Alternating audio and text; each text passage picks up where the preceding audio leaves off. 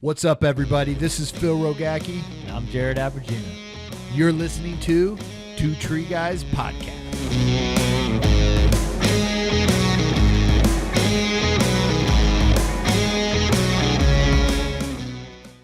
What's up, everybody? Phil Rogacki here with the Two Tree Guy Podcast. Good morning, good night, good evening, wherever you are in the world. Hello. Thank you for tuning in. Thank you guys for following and sharing this and always being a part of the show. But hey, if this is your first time ever listening to this and you're going, what the heck is this Two Tree Guy podcast thing that somebody posted and shared? This podcast is for our industry, the tree care industry, and for the world, anybody who wants to listen to it. There's so much awesomeness that comes out of here that anybody can partake and get entertained, laugh, and learn some things. But, you know, on this show, we discuss our industry with vendors or with tree guys, tree girls, manufacturers, different companies from HR to business solutions to tech companies. And we go over so many different things. We talk about safety and how to improve safety out in the field so we can go home at the end of the day. We have our gear talks. In our gear talks, we break down different manufacturers and products and what works and what doesn't work. We have our training talks where we discuss, different types of training, even if it's in business, sales, out in the field. And we have our What's Your Story, what you're going to hear today from Bresil out of Brooklyn, New York. He just came up to me and we just started chatting. And I'm like, get on, man, you got a story to tell. Let's get you on the show. So here we are in St. Louis, Missouri, going to do What's Your Story. But before we get into Rudy's story, there's a fee to this, okay? And the fee, if you're listening to this right now, you are obligated to pay the fee. And what is the fee? The fee is to share. Our industry shares, man. So we're just asking you guys, if you got something out of it, if you learned something, if you laughed, if you had an aha moment, if it touched you in any way, just share it on your page. Tag us in it. Tag Rudy in it. We just appreciate that because this is how the podcast grows out there. So, Rudy, welcome, man. Welcome. Thanks for having me. Yeah, thanks for being on the show. Thanks for being on the show. So we're gonna get into your story. Like I always say, everybody has a story and it's unique. Mm-hmm. There's no two stories out there like it. To get you where you are today and to hear about your past, where you are present, and what's the future hold for you. So we'd love to hear your story. Let's dive into it. Definitely. Well, what you want to know? I want to know. Let's go back from where you're from, born, and where you are. Obviously, I'm born in Boston, Massachusetts. So at the age of 6, I moved into Brooklyn. I stayed in this place called the Brooklyn Arms Hotel. So this is over on, I think it's Ashley Street, downtown Brooklyn, where the Barclays Center sit at now. It's like down the block from the Barclays Center. Okay. So it used to be a large hotel. It was like a shelter, where people didn't have no place to go. They leave, they send you there, stay there for a little while until my parents, just had enough money to move out. Yeah. So from there, I moved to what's the street? Pacific Street, not too far. Yeah. From it was like downtown Brooklyn, not too far from Fulton Avenue, Bed-Stuy. I've never been to Brooklyn, never been to New York. Oh yeah, never. Yeah, you need to come. I heard they have some good food there. Definitely have some good food. What's your favorite? Well, your favorite restaurant, like your go-to. So I'm from a Caribbean descent. I'm Haitian. My parents is Haitian. I'm born in the U.S. So to be biased, Haitian food. Haitian food. Yeah. What is Haitian food? So we cook stuff like legume. Legume is it's like a mixture of like cabbage and this special sauce. Yeah, this is my mom. I don't know how to cook that. I just eat it. My mom. Is she a good mom, cook? Yeah, my mom was a great cook. We have like griots, a pork. It's a pork dish. It's like a favorite dish in the community. Jiri John is like a black rice and You know, it's just like, you know, turkey, sauce, and it's just, Is there a lot of Haitian restaurants where you're at? and Flatbush, yes. Yeah. You know, Flatbush. Big yes. Haitian community? Yes, definitely. Haitian community. It's a mixture. Yeah. Haitian, Jamaican, Trini, Yeah. Guyanese, you know, like, it's like a Caribbean neighborhood, you know. Okay. And I gotta get there and try something. yeah, definitely come try it. Yeah, man, I'm in California, so I'm sure I gotta look up some Haitian food out there. Definitely. Let's see, what else? Pacific Street. Then, you know, I moved from there. My house burnt down while I was in Pacific Street, so I went back to another transition into a shelter. And one of the shelters that I went to, it was on Amboy Street. Yeah. So I've been living there since like the late 80s to the early 90s. And, you know, just being on that street itself, it's like a lot of poverty, a lot of crime. You know, the neighborhood Brownsville where I'm from was like one of the leading of like killing in the United States at one point. Wow. You know, like, so I grew up around a lot of violence. Yeah. You know, just grew up around a lot of drug dealing. You know, so, and for me to come out of that, you know, like, it's a positive also. So Yeah. so I you know, Especially being young and being influenced by all that around you. Right. I was influenced by it a little bit, testing to selling drugs around that time. Like, this is probably like the early 90s. Yeah. I'm kind of like giving up my age a little bit, you know. and but I had a mother and father that was like in my life that was very strict with me. So that didn't last too long. Basically, what I was saying, like, you know, getting into the streets wasn't something that my mother and father had. Yeah. They had a big influence on me not to be in the streets, you know. So growing up with Haitian parents it could be a little tough. Yeah. You know, they expect a lot from you, you know. Your mom tough on you? Oh yeah. Or your dad tougher? My dad wasn't really too tough on me. You know what I mean? My dad was loved by the neighborhood. Yeah. But my mother, very tough on me, you know. So for me to get in trouble was like unheard of. You know what I mean? Like, for my mother, like, I get in trouble, you know, I get a beating, you know what I mean? I get disciplined, you know, so I kind of like stayed out of trouble. Yeah. For a long period of time. So the street that I grew up on, Amboy Street, so they did like a lot of like programs. Like, we had an after school program. Yeah. The after school program took us to like trips, like to see the Knicks games. Oh, cool. You know, like Yankee games, Mets games. Yeah. Giant games. I was a Boy Scout at one point in time around that time. Nice. They taught me how to box. You know, like when us kids get into like friction and get into fights, you know, we had this guy, Mr. Danny. If you see this podcast, Mr. Danny, you know, so he have us set it out with boxing gloves. You know, none of that fighting in the street with our hands. We'd go into the garden, because on Amboy, in the corner of on Amboy Street and Blake, it's like a garden. We'd go into that garden and box it out. You know, and after that, he'll make us make up, you know. So, yeah. Yo, shout out That to Mr. worked. Danny, yeah. Mr. Danny, thank you, Mr. Danny. Appreciate it. Yeah, definitely an influence. He's like one of the influence of my life, like Mr. Danny. R.I.P. When's the last time you talked to Mr. Danny? Physically, it's been a minute, but I speak to him through Facebook, or I see what he's doing through Facebook, so I do follow him. You know, we also have one of my other one of our other mentors, Gary. You know, Gary was a guy that actually, like, my mother actually went up to him to like make sure I was good, and he put me into like sports, like, you know, like flag football, baseball, basketball, mainly basketball, you know. So he definitely took care of us, especially the kids around the neighborhood. So he's definitely a guy that's going to be missed around the neighborhood. Yeah, because he did take care of a lot of the kids and make sure. When I was young, to be on this team, whether we win or lose, he always got us pizza. So you know crazy. You were winning at the end. If you lose, you don't get no gifts. Like this Gary and his brother Percy, you know, like these guys would just like get us pizza. You know what I'm saying? Whether we lost or not. You know, so definitely shout out to those two guys. And good, man. It's another Mr. Cox.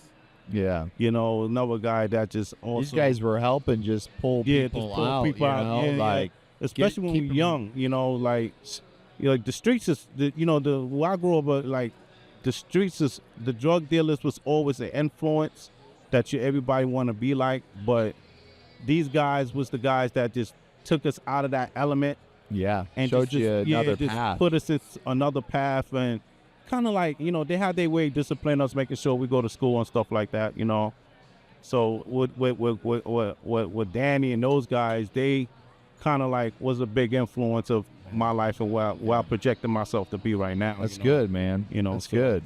Being a tree climber was definitely a different route that I would never expect myself to be. I think every single person in this room never expected that route. Yeah, never expected this route. How'd that happen? Well, I work with the Department of Agriculture right now. I do inspections for the trees for the Asian longhorn beetle. So about like the late, early 2000s, the actual beetle itself infested the neighborhood around, from Greenpoint to Prospect Park, and they had like a project where they had like I forgot what you call those like a job network where you got to go look for a job. I forgot what like a job. Yeah. Damn it. Damn it. Yeah. Job I can't convention where you go. So what happened is this job, we went for an interview, and then we were just watching trees. Yeah. Like 4 hours. This is a program where you just watch trees for 4 hours. This is probably like 93, 94. Wait, no, not in, I'm sorry. Watching someone do tree work, or just no, just like they used to inject, like the tree guys used to inject the trees with a Mojave capsules with insecticide and stuff. So and through the process you have to watch the trees for like 4 hours. So this one guy, his name is Marvin Eno. He works out of Ohio, but he's from Brooklyn also. He taught me how to climb trees. Oh, okay. So me and him connected through that, and then his brother, I worked on this brother Marvin Eno, and Martin Eno, and he's from Davie. So I worked with Davie, and for the year working with these guys, just climbing, inspecting trees, I went into the USDA, and then once I got into the USDA, I've just been climbing and surveying trees everywhere. So the USDA sent me to like different places like Ohio. Next week I'll be in South Carolina helping that program out. I've never met someone working for the USDA and climbing trees. Wow. No, this is my first. So that's cool, man. Oh, wow. So how big a team do you guys have? Let me see. We have guys in Ohio, Bethel, Ohio. Probably like I think it's like 10 to 12 of those guys there. Yeah. We have guys in Worcester, Massachusetts. I think they building up their team right now. In our office, we kind of building up to like 8 to 12. And you guys are traveling the country, inspecting trees? It actually depends. So we're eradication program, and some of the areas that we climb is quarantine. So we climb around the neighborhood, but you also have places like Ohio, South Carolina have like a recent infestation. So we go out and help, and we kind of climb trees over there too. So what are you looking for when you get up those trees? I'm looking for the Asian like signs of the Asian longhorn beetle. So what they do is they go into the canium of the tree and chew, and then put in like egg sites. They mate, and then they put in egg sites into the tree, and then that turns into a larvae, and it comes out like a perfect whole coming out the tree, and then it recycles itself over again, over. So it does affect a lot of trees. So yeah. I don't know. You ever heard of Central Park? I know you've been in New York, or you've never been in Brooklyn? Never been to New York. Never been in New York? Nothing. Yeah, so you know of Central Park. Yeah. So we was climbing in Central Park. That's cool. Yeah, Central Park. That's somewhere. That's no one gets to do that. Yeah, no one. Yeah. No one. You can't just go climb trees there. Yeah. So we also climbed in like Prospect Park also. Yeah.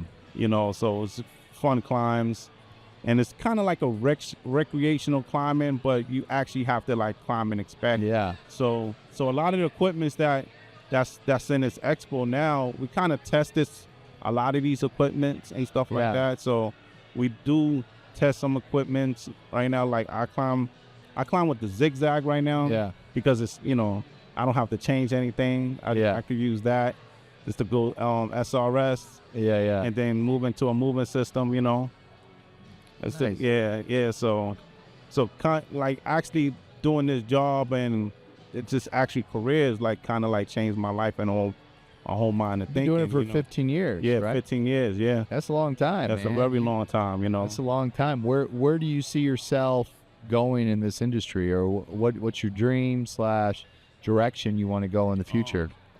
I kind of like my direction is to like just to like teach the youth, like Okay. the kids in my neighborhood that is you could go past, like if you trying to go for like a bachelor degree and it's not working for you, like going to college, you could also learn a trade. Yeah. There's different trades out there you can learn that you can make money.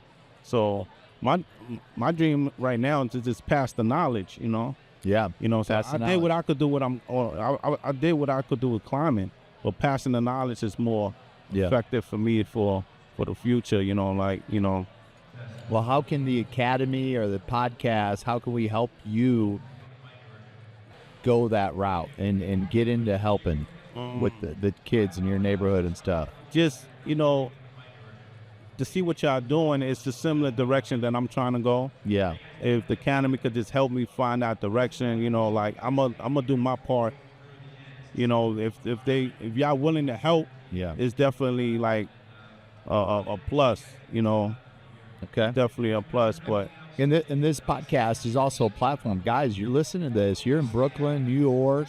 Listen to Rudy's story, what he wants to get into to help his neighborhoods or maybe your neighborhood, building something up and just starting this training and teaching, we're willing to help. Reach out to Rudy.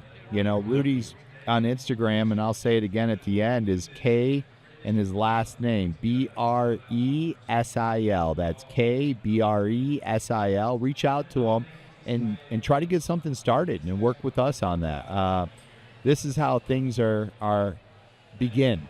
At the academy, it wasn't just, oh, boom, we got a business, we're doing it. It was, okay, literally a piece of paper that we hand wrote the schedule and what do we want to teach on. We didn't really have much curriculum, and we just started doing it, and it formed, and people started helping. So this is how these things help start out there for that. Well, what's one thing you can share to the industry that you've learned over your 15 years that you can give somebody wherever they may be at today in the world that they can listen to and say, thanks, this is something I needed? I mean, some advice, some wisdom, and not just in tree care, but maybe just anything in life. And just listen, just listen, try to comprehend, and see if you can follow suit. Like a negative always could turn to a positive if you direct yourself that way to do it, change. Individuals would like to go the negative route, but just follow somebody that's doing something that's actually like coming from where you come from, and you see him doing something that's positive. Try to just gain the knowledge to find out if you could do the same thing. That's all. Just listen. Knowledge is infinite, man. So there it is, guys. That's good, man. Just listen. Yes, You got 2 ears, 1 mouth. Yeah. Listen around you. Listen to your customers. Listen to your coworkers. Listen to your family. Listen to the industry for that, and take that in and absorb it. And that's good advice. That's really good advice. Well, Rudy, I appreciate you being on the show, telling Thanks your for story, having me. man. Yeah. You're gonna have a podcast out there in the universe, and let's see if we can get some people stirred up, and we'll help you. We'll definitely help you get something started out there in any way we can. And for you guys that are out there, man, help us get something started. Let's start teaching the youth out there, and see where it goes. Right. So, all right, guys. Hey, this is the show. The fee. Share it. Tag us in it, and just remember to continue to elevate the standard of our industry through safety, training, and innovation. Until next time, we'll see you guys. Bye.